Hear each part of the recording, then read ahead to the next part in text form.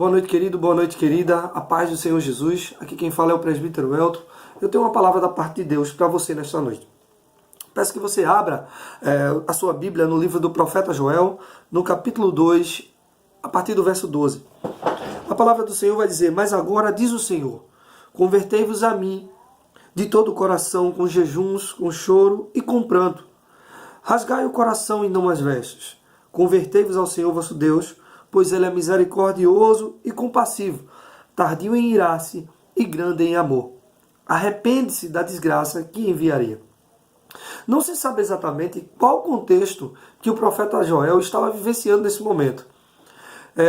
Os historiadores se dividem se isso aconteceu antes do exílio da Babilônia ou se depois.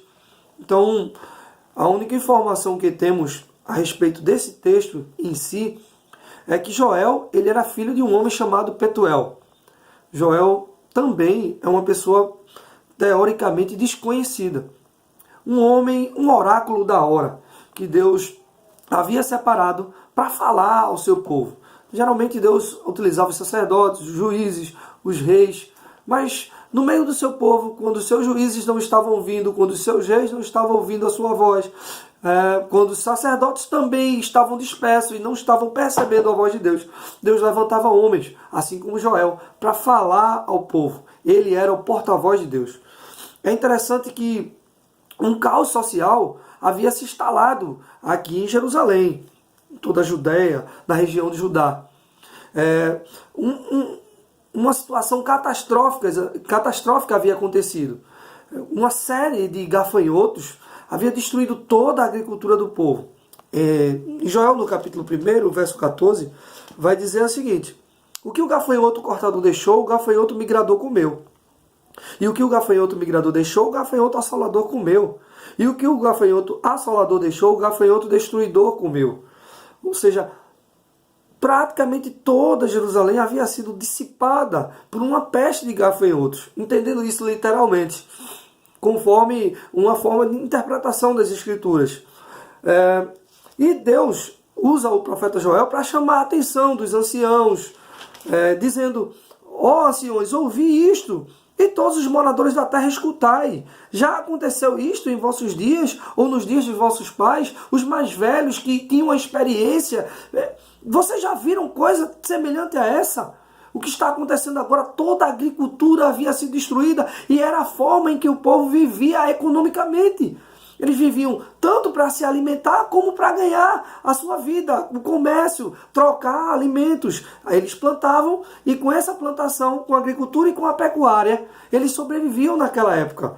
E Deus estava dizendo: olha, vocês estão vendo o que aconteceu? O que o gafanhoto devorador, o que o gafanhoto cortador, o que o gafanhoto migrador, o que o gafanhoto assolador fez, destruiu todo o sistema de finanças de vocês, toda a agricultura de vocês, a forma de sobrevivência de vocês, está tudo destruído. E ele diz: olha, não é só isso, mas aquilo que o gafanhoto não destruiu, ficou ainda. A seca que estava acontecendo naquela época também estava destruindo.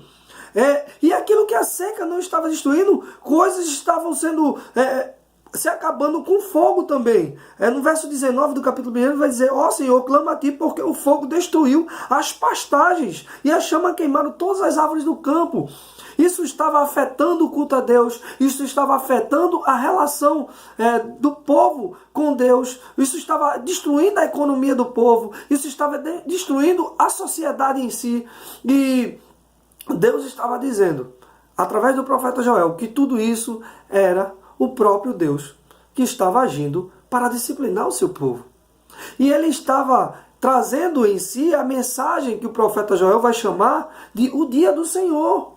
O dia do Senhor era o quê? Era um juízo que posteriormente viria, que era muito pior do que isso que eles estavam vivendo no momento. O dia do Senhor era o dia que Deus viria para julgar as nações, onde iria julgar toda a terra com justiça e com sua ira. E ele está dizendo: olha, isso que vocês estão sentindo ainda é só parte do que pode acontecer se vocês não se arrependerem de todo o vosso coração.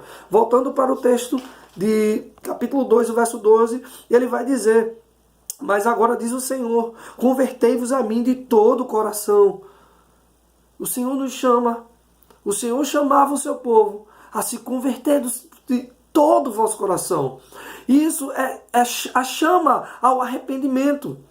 É o retorno às Escrituras. É a confissão dos pecados. É você se converter dos seus maus caminhos. Mudar a sua mente, mudar o seu comportamento, mudar o seu modo de viver. Deus está nos chamando ao arrependimento, querido. Retorne às Escrituras para que você possa ser livre do dia do Senhor.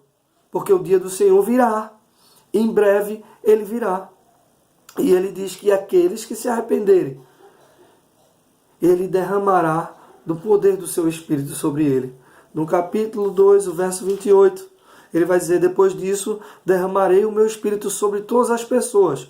Vossos filhos e vossas filhas profetizarão, vossos velhos terão sonhos, vossos jovens terão visões. Ele também vai dizer, no verso 23, filhos de Sião, alegrai-vos e regozijai-vos no Senhor, vosso Deus, porque Ele faz descer chuva e vos dá a primeira e a última chuva em medida justa, como fazia antes. As eiras se encherão de trigo e os lagares transbordarão de vinho novo e de azeite. Ou seja, eu vou suprir vocês materialmente, mudar a situação da economia de vocês e também vou encher vocês do meu Espírito. Os velhos que não mais tinham sonhos, mas pensavam, tinham planos, projetos, até os velhos sonharão, terão visões. Os jovens, ou seja, Deus derramaria das suas bênçãos, tanto materiais como espirituais, sobre o seu povo. Deus nos chama ao arrependimento, querido.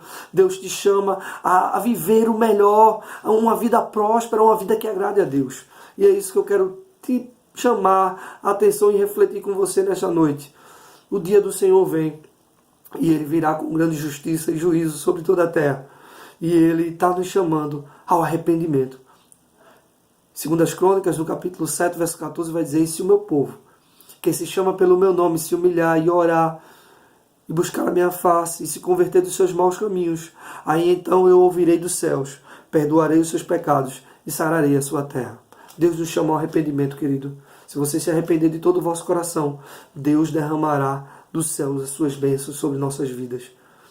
Tenha uma boa noite e Deus te abençoe.